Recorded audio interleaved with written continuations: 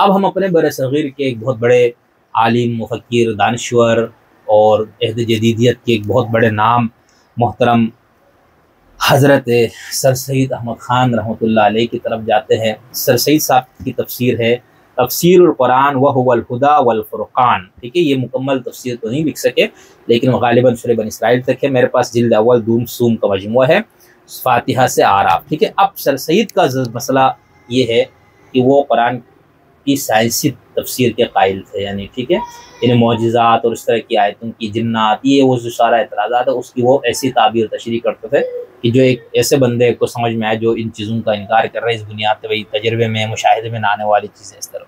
खैर, अब सर सैयद साहब लिखते हैं इस वाक़े पर, सर सैयद की इस तफसीर में जिल्द नंबर 1, ठीक है, सफ़ा नंबर 100 पे है ये।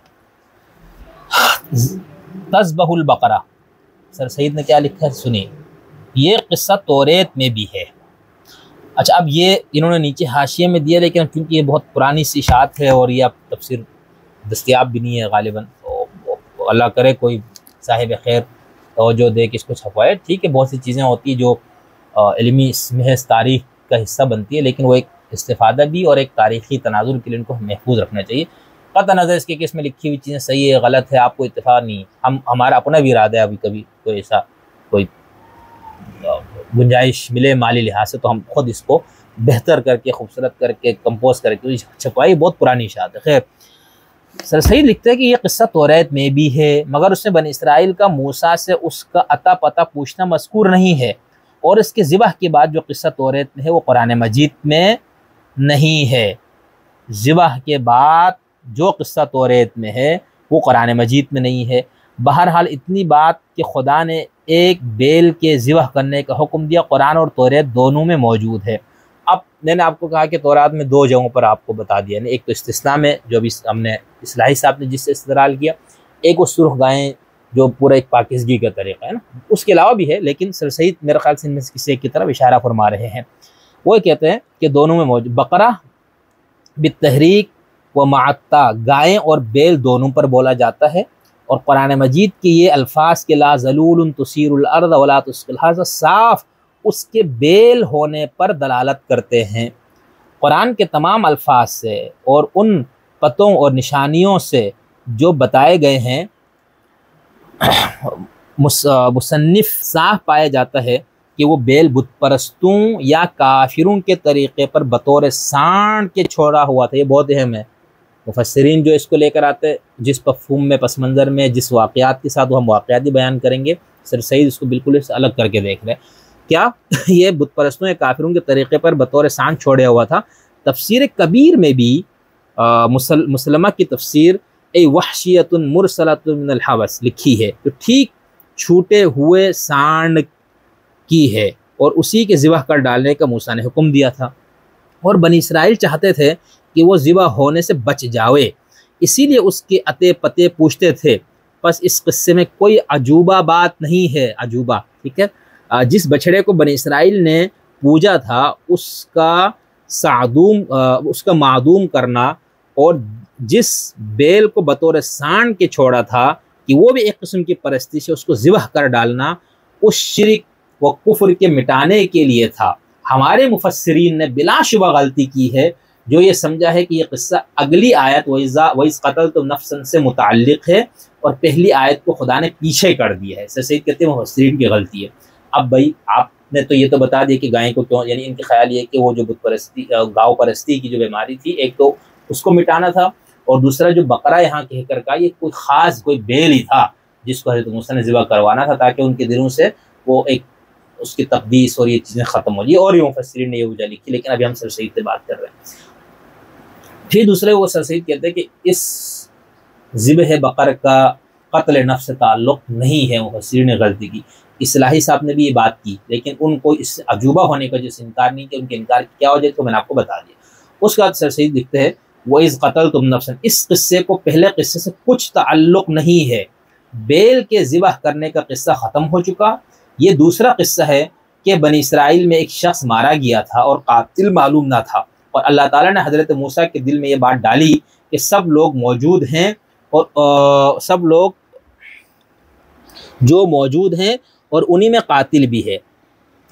मकतूल के आज़ा से मकतूल को मारें जो लोग दर हकीकत कातिल नहीं, वो बसबब यकीन अपनी बेजुर्मी के ऐसा करने में कुछ खौफ ना करेंगे, मगर असली कातिल बसबब खौफ अपने जुर्म के जवाज़ देर फितरत इंसान के दिल में और बेतखसीस जहालत के ज़माने में इस किस्म की बातों से होता है। अच्छा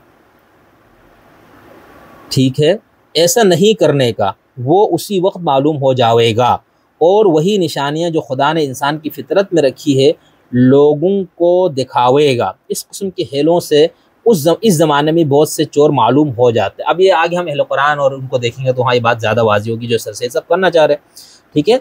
और वह बसबब खौफ अपने जुर्म के ऐसा काम जो दूसरे लोग बिला खौफ बतक़वियत अपनी बेजुर्मी के करते हैं नहीं कर सकते। बस ये एक तदबीर कातिल के मालूम करने की थी, इससे ज़्यादा और कुछ ना था, ठीक है। अब ये कह रहे हैं ज़िब का किस्सा ख़त्म हो गया, ये दूसरा किस्सा है, मारा गया, कातिल मालूम नहीं था, अल्लाह ने मूसा के दिल में बात डाल दी कि जो मौजूद है उन्हीं में कातिल भी है। लिहाजा मकतूल के आज़ा से, यानी ये जहन में रखिएगा, यहाँ पर ये बिल्कुल चूँकि वाक़या दूसरा ही मान रहे, पहले वाक़े से इसका कोई ताल्लुक़ नहीं मानते, तो ये भाई कातिल को मकतूल को क्या मारना है या कातिल को क्या मारना है, तो वो कह रहे एक तदबीर थी, एक तरीक़ा था लोगों को नफ्सियाती तौर पर दबाव में लाने का कि मकतूल के आज़ा से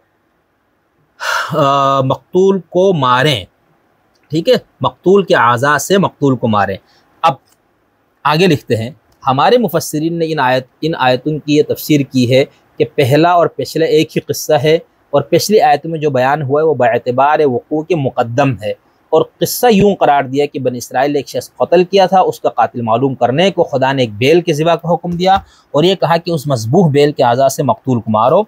उनके मारने से मकतूल ज़िंदा हो गया और उसने अपने कातिल को बतलाया। आगे सर सईद साहब लिखते हैं, मगर इस तफसीर में मुतअद्दिद नुकसान है। अव्वल तो पिछली आयतों को मुक़द्दम करार देने और दोनों किस्सों को एक कर देने की कोई वजह नहीं है। दूसरे कज़ालिक युहिल्लाहुल मौता के माने जब मरबूत होते हैं, जब उसके पहले जुमले फ़अहयाहुल्लाह मुक़द्दर माना जाए, यानी ये माना जाए भाई अल्लाह ने उसको ज़िंदा किया, जबकि ऐसा नहीं है तो कहते मानना पड़ेगा मुक़द्दर।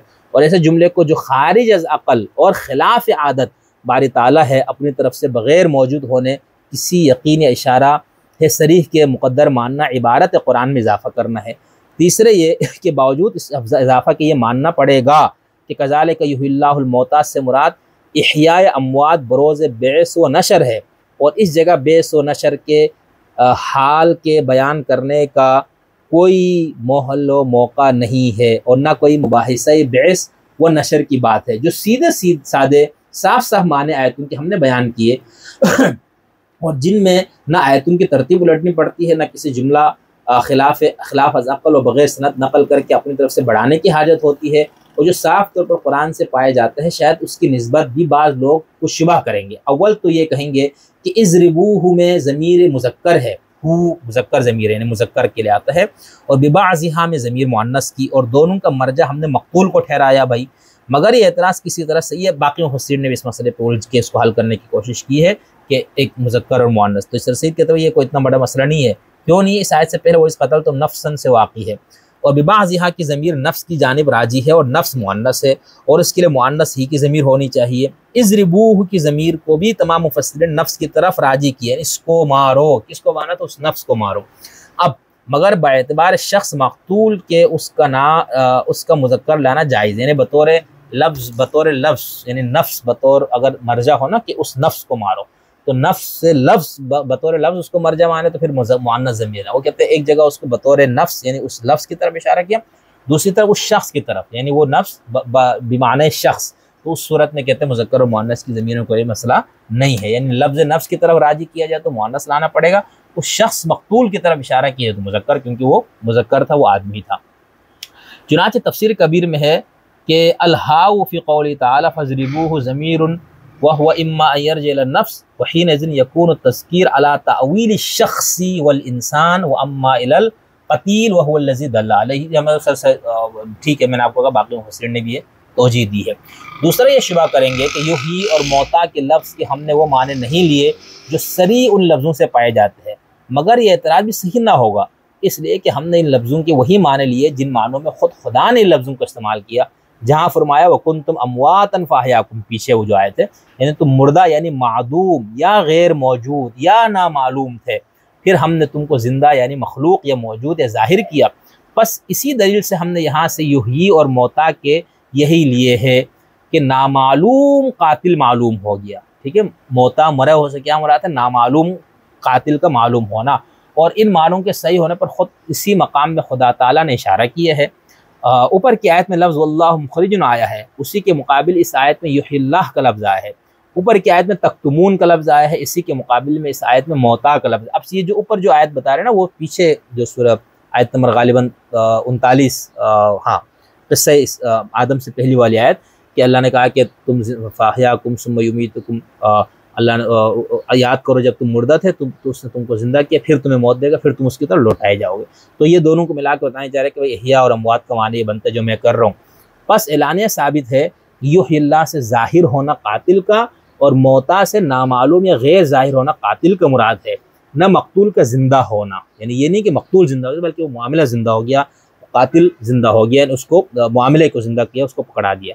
खुदा अपनी कुदरत और अपनी हिकमत को उन्हीं बातों में जो इंसान रोज़मर्रा करते हैं और देखते हैं ज़ाहिर करता है, मगर इंसान का ख्याल उस पर कनात नहीं करता, वो दूर अज़कार बातों को पसंद करता है।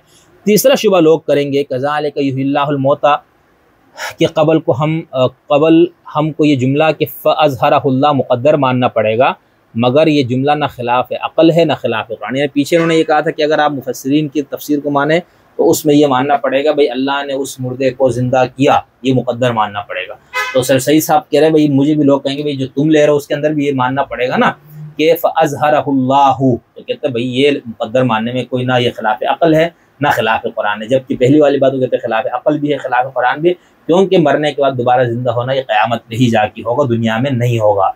वरना खिलाफ और ना खिलाफ सियाक़ कलाम ने खुदा, यानी तीन बातें मैं जो मुक़द्दर मान रहा हूँ। सर सईद कह रहे हैं कि अल्लाह ताला इसको ज़ाहिर करेगा, किसको, इस छुपे हुए मामले को, जो मामला तुमने दबा दी उसको अल्लाह ज़ाहिर करेगा। कह रहे ये मैं अच्छा कुरान में जो मुक़द्दर मानना नहीं कोई अजूबे की बात नहीं है। ठीक है, आप जो साहिबान इल्म में जो इस तफसीर इनसे वाक़िफ़ वो तो मालूम ही है, जो इस चीज़ को नहीं जानते तो उनको भी ये है कि कुरान में बहुत सारी आयतें ऐसी जहाँ पर इबारत में हम ये कहते हैं यहाँ पर ये इबारत तक मुक़द्दर है, पोशीदा है और ये कलाम में होता है, ये कोई मायूब बात भी नहीं है। अब उसमें मुफस्सिरीन का इख्तिलाफ होता है कि यहाँ पर किस चीज़ को मुक़द्दर माना जाए। खैर ये अलग बात है। यहाँ सर सईद कह रहे हैं कि मैंने जो मुक़द्दर माना है यहाँ पर ये यानी मुक़द्दर से मुराद कि हमें ये मानना पड़ेगा कि यहाँ पर ये जुमला या ये लफ्ज़ पोशीदा है, यानी वो या तो इसलिए बयान नहीं करता है कि बिल्कुल वाज़ी है या कोई और वजह होती है। तो कहा कि यहाँ पर पहले हिसाब से मुफस्सिरीन को मानना पड़ेगा कि युहिल्लाहुल मौता फ़अहयाहुल्लाह, कि अल्लाह ने उसको ज़िंदा किया, जबकि यहाँ पर ऐसा नहीं है। वो कह रहे हैं कि मैंने जो इसका मफ़हूम किया कि वो छुपा हुआ मामला, मरा हुआ मामला, नामालूम कर दिया था कातिल को, मालूम नहीं हो रहा था, उसको अब पता करना है। तो ये कह रहे हैं कि इस सूरत में हमने ये लिया था कि अल्लाह इस मामले को ज़िंदा करेगा, उस कातिल का सुराग लगा के देगा। तो इसमें कह रहे हैं हमने एक पोशीदा इबारत हमें माननी पड़ेगी, फ़अज़हरहुल्लाह मानना पड़ेगा।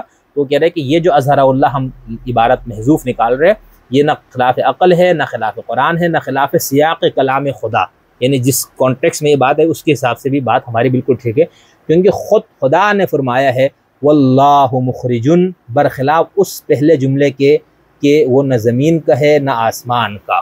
ठीक है, तो यानी कि बहुत मैंने आपसे कहा था कि सर सईद साहब हमारे बहुत ही काबिल एहतराम है, मेरे लिए तो है, सब हर साहिब इल्म शख्स जिससे किताबी ताबीर तफसीर तशरीह राय से आपको 1000 डिग्री का इख्तलाफ हो, लेकिन इल्म की कदर साहिब इल्म की कदर हम करते हैं।